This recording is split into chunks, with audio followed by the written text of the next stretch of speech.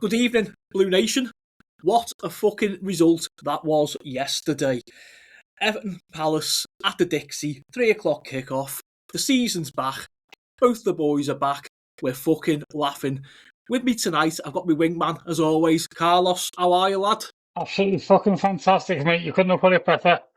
Buzzing after yesterday's results, which we'll go on to speak about, but absolutely buzzing, yeah. Fantastic. Brilliant. Good to have you here, mate. And we've got Chris making his proper formal debut on the channel. Brand new season. We should nickname him Hayden Hackney. How are you, lad? Oh, brilliant. Great to be back. Brand new season. First game, first win in the bag. Couldn't have asked for any more. Absolutely. Okay, so let's get on with it then, boys. So the lineup, 4-2-3-1. JP between the sticks. Merlin Roll right back. Tarkovsky and Branthwaite in the middle. Mikolenko over on the left. Anchoring the midfield, Young, Armstrong and Hackney. And then we have KDH in the middle, Ilian Njai on one wing, and Young, Tyreek George on the other, all backing up Thierno Barry. So, yeah, I think Carl had put the team sheet in the group, and I had a look at it and thought, this looks like a decent team. I was quite confident. So the whistle goes, and Everton's season gets underway. To me, it was a pretty open game with chances for both teams, really, to be honest. Palace had the first chance, and it was bizarre. It was like a long ball that come over. Tarkovsky, heads it, and it just seems like bounce off him. It goes right up in the air, it comes back down, and it lands straight at the feet of John Paul Mateta. He got into the area, and luckily the ball went over. A deep run from Kiernan Dewsbury-Hall released Merlin Roll. His pass, a lovely little pass, found Ilian Njai in the area. He shot, only to see the ball saved. He could really done a little bit better with that one, but it's the first game of the season. A couple of minutes later, a ball's played over the Everton defence, and it's Eddie Nketiah. He gets a strong shot, only to see a fucking brilliant save from the fingertips of Jordan Pickford. Lad hits the ball like a rocket. JP's fingertips push it onto the post, and it was a little bit of a let-off. But, hey, when the force is with you, the force is with you. Palace then had another chance, and it was, wouldn't you guess it, Dwight McNeil. He made the run. He found Eddie Nketiah. He passed in to the area from Mateta. He hit a first timer, and being honest, it had Jordan Pickford beat, only to come back off the post. So we were riding our luck a little bit there. It was like a bit of a ping pong game, and then we finally broke the deadlock. An absolutely brilliant finish from Kiernan Dewsbury-Hall. Young Armstrong is out on a wing, plays the ball into the edge of the area. KDH, he just runs into the area, he jinks, he drops one shoulder, and he lashes a fucking rocket past Henderson into the far corner. 1-0 to the Toffees. Whistle goes, half time, Everton 1, Palace 0. Carl, for the first time this season, mate, give us your thoughts on that first half. Yeah, well, I was buzzing right up to the start of the game, but then I started hearing all these things about, Everton haven't won the first game of the season in the last 4 years. They haven't scored a goal in the last 4 years on the first game of the season. So I was like, when they initially kicked off, I was a bit apprehensive of it. And obviously, as you say, they went on and created a number of chances, hitting the woodwork and stuff, and hitting the post. But how they didn't go ahead early on is beyond me. I must have had the gods looking up at us for the first time at the Dixie. With the chance from Mateta, the two chances from Mateta that you spoke about, and also the amazing save, which I had to watch a couple of times because at first I thought it was just a shot that hit the post, and then it was only when I've seen it back a couple of times I realised that Pickford had got his nails to it to actually tip it onto the post. It was such an amazing save, and for me that was that's going to be one of the saves of the season, even though it's the first day. And as you say, broke down the other end. We had a chance for it, but I think Dewsbury-Hall crossed in Barry, sorry. He tried to take it. He tried to take a touch first. He should have shot first time to get the goal, and that would have been 1-0. Pushed on further. As a young Harrison Armstrong got the ball on the left, played into Dewsbury-Hall, banged it from his left onto his right, right onto his left foot, bang straight into the corner. Henderson beating all ends up 1-0. Happy fucking days, and that was against probably the run of play. So at that point, I was really, really buzzing. to go in at half time, 1-0 up. I think most of the players played really well in the first half. You couldn't really say anybody, even Mikalenko, I think, had a decent first half and not a bad total game, and he's one of the ones I couldn't stand. So, happy days for that first half. Yeah, couldn't agree more. Chris, what was your thoughts, buddy? Yeah, I'll be honest with you, I was feeling sick right up until the whistle went me. First game of the season, everyone's edgy and nervous. I mean, the noise as well in the ground was amazing. And the whistle went and it was to and fro. Like you said, Matessa, he had 2 chances. Could have put him up 2-0 in the first, 20 minutes? 25 minutes. The save from Jordan. I mean, already, that's in the save of the month bank. Unbelievable save. Like Carl said, you have to watch it 2 or 3 times to know that he tips it with the tips of his fingers onto the post. I thought Armstrong played well. He was strong. And Dye played well. Dewsbury-Hall, fantastic goal. I mean, you could see it coming from him. You could see he was hunting for blood. I mean, he had a couple of chances before he scored, Dewsbury-Hall.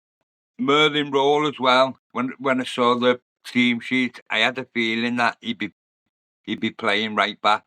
Because, like Moyes says, he's an all-rounder, isn't he? You can put him anywhere. So for now, until we get a right back, I think he'll do a fantastic job there. And O'Brien, he'll just come on as a sub, won't he? I can see Merlin Rowe being in the starting 11 for the continuous future. Just through the pre-season as well, the way he was in pre-season. I think he's earned his place in the starting 11. I thought all the young lads played well in the first half. As well as the rest of the players, but Hackney, he was thrown into the midfield, come up from the Championship, he's playing Premiership, it's a completely different level. I thought he handled it really, really well. It was a great first half. It was great to go in 1-0 up. It really was. Yeah, again, like Carl's points, mate, agree with them all. But anyway, guys, let's leave it there. We'll take it over to our amazing sponsor, Andy's Man Club. Life is hard, and we all have bad days. There are times when we feel we can't cope. This is the time we need to reach out and talk to someone. Andy's Man Club offers local support groups nationwide, running every Monday from 7 p.m, except on bank holidays. In these groups, men can open up about the issues affecting their lives in a safe, non-judgmental environment. Our clubs are designed to be free of pressure. There is no obligation for men to speak, they can simply listen if they wish. Find us today at www.andysmanclub.co.uk. Help one guy, save one life. Andy's Man Club, it's good to talk. Welcome back, Blues. That was a quick word from our amazing sponsor, Andy's Man Club. Remember, lads, it's good to talk. Don't keep anything in. Okay, so the second half starts, and Everton open it really strongly before doubling our lead. A beautiful cross, and it really was a thing of beauty from Ilian Ndiaye. Goes over to the far post. There's Thierno Barry, and he just nods it down. Great header. Makes it 2-0. I'm really happy for the kid. He's on a little bit of a run at the minute. And then Ndiaye himself, he was unlucky not to add to the goals. He had a shot that went straight to the keeper. If I'm not mistaken, I'm sure it was Thierno Barry who put the ball over to him. And we just took control of the game at 2-0, really. Game moved on. Then we had a double substitution. We had Beto on for Barry, who did play well. The return in Jimmy Garner, always a pleasure to see the Birkenhead Perlo. He come on for young Hayden Hackney, who had a very solid debut. Tyreek George went off shortly after. He'd been really unlucky not to score himself, and he was replaced by another debut boy, Brennan Johnson. We just controlled the rest of the game, to be fair. Weren't many more chances. We didn't really give them much of a sniff. I think they had a couple of half chances, but nothing really to threaten us. Late substitution, late, I think it was 90 plus 4. Charlie Alcaraz came on for goal scorer Kiernan Dewsbury-Hall. The whistle blew. The Blue Boys run out deserved winners. And it was, like the boys had said there, it was the first game that we'd won on opening day for 5 years. Full time, Everton 2, Palace 0. Chris, Give us your thoughts. Yeah, I mean, straight from the start, we was pushing and pushing for a goal, and you could see it. And sweet cross by Ndai. Barry jumps up, perfectly placed himself for the cross, and heads it in. It was like watching Andy Gray receive a ball from Kevin Sheedy and headed it in, because that's what it looked like, a Kevin Sheedy cross and Andy Gray getting on the end of it. And it's funny because Andy Gray was there watching the game too.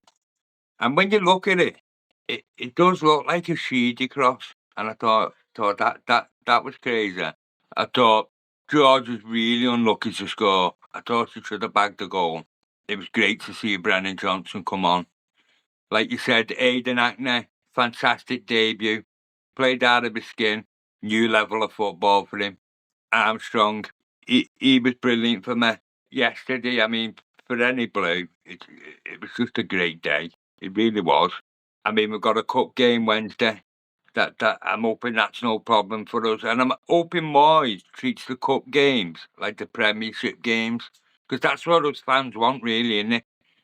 We want to win cups and as well as trying to get into Europe and win the league. So we want to be putting strong sides out.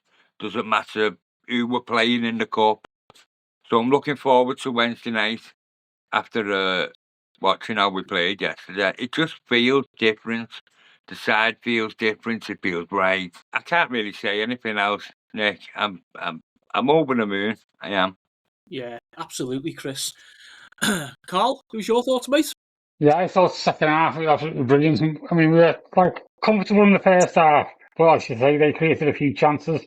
You could have been 2-0 up. A bit like the game last year, they missed chances, and obviously they should have been like 2-1 up, and then we went and scored. They just scored in the last seconds, didn't they, to win us the game? So I think it was a bit like that in the first half, the way they missed their chances. But we came out in the second half absolutely brilliant. Great little pass by Merlin Roll to Willie and Jai, across the night in the Premier League. That was world class cross. And I hope the other team, bigger teams than us, don't look at that and think, oh, we'll make a slidey £85 million bid for him in the next few days and we'll end up losing him.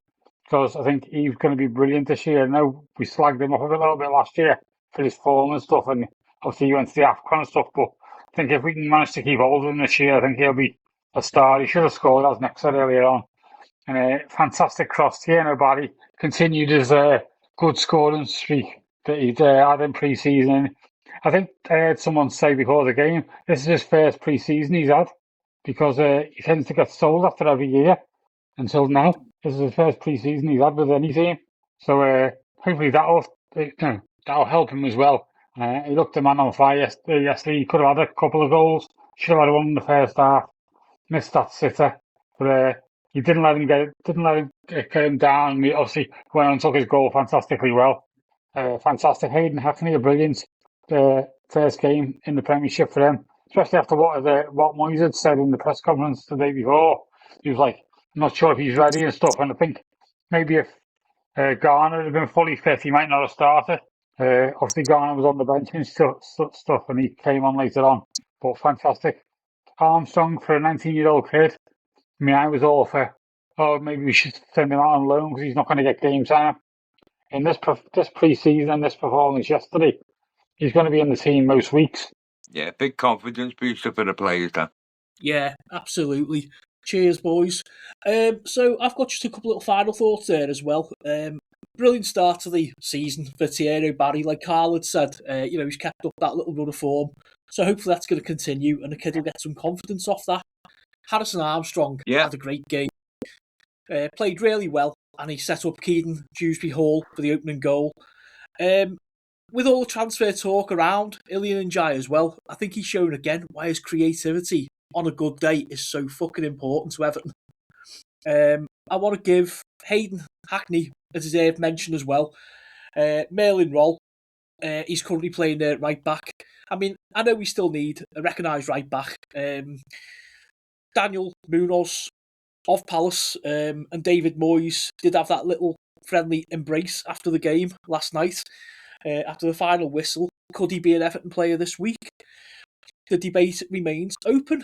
I hope so. I hope he does become an Everton player because he's good at what he does, and we need a permanent right back. It's as simple as that. So fingers crossed, boys. Absolutely, Chris. Absolutely. So we're going to leave it there, folks. Always a nice weekend when Everton win. And I'd like to say the shite lose, but a late penalty saw a 2-2 draw up in the northeast against them horrible magpie bastards. All that remains to be said is, Carl, thanks, mate. Pleasure to catch up as always. Loved it. Can't wait for the next one. Absolutely. And Chris, great to have you back, lad, and welcome aboard officially for your first full season on the Mersey Blue podcast. I'm made up to be on, boys. I really am. It's going to be a great season. I can just see you.